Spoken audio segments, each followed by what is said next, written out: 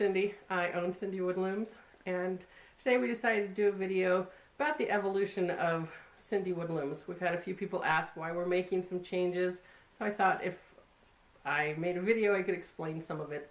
So a good example is this is the first scarf loom that I made, and we helped design it in the computer and cut it, and it was great to start with, but if you see, it has just a lot of extra wood on it and it's quite heavy.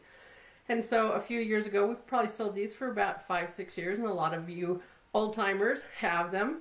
But then we decided to see if we could make them a little bit lighter, so we went to this thinner wood. Pegs were still the same. We added around the edges so that people could use them for both E-wrap and for the figure-8 wrap. So it morphed into something a little more useful and a little bit lighter. In doing so, we've sold this one now for almost 10 years, and it's been a great thing.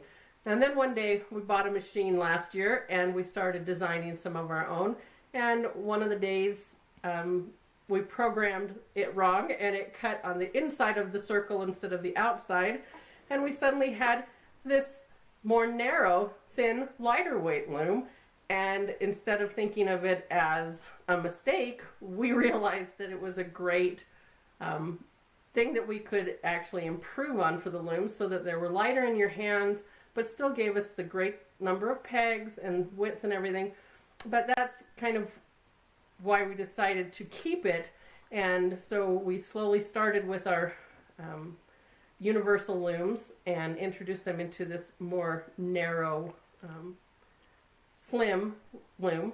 So that's why we made some of these changes, and we are going to make a couple other changes starting in the next few months, so to watch for them. Our first one is, we've been selling this rake loom for about 10 years, and last year we made some longer ones to make hand towels a little bit better, and people are loving to use this loom for 10-stitch blanket. I haven't made one yet, so I don't remember it very well. Sorry about that. We had the same thing where we decided to try cutting it on the inside of the curve instead of the outside for the pattern itself, and it came up with this little narrow one, which we're finding is so lightweight. It is a great travel size one.